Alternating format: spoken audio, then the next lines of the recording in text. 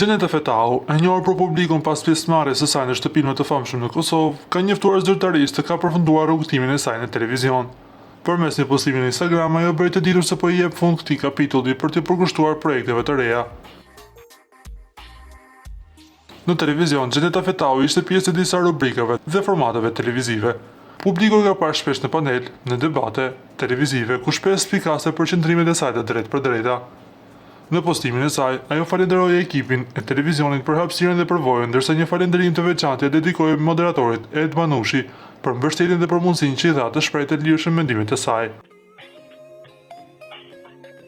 Tash përpara me energji të re, çdo fund është fillimi i diçka edhe më të madhe. Shkoi Gjeneta duke lënë të kuptohet se në horizont ka projekte të reja dhe ambicioze që së shpejti do të bëhen publike. Lajmi i saj ka sjellë reagime dhe kuriozitet tek ndjekësit, të cilët tashmë pyesin: çfarë do të sjellë Gjeneta në fazën e radhës së saj të karrierës?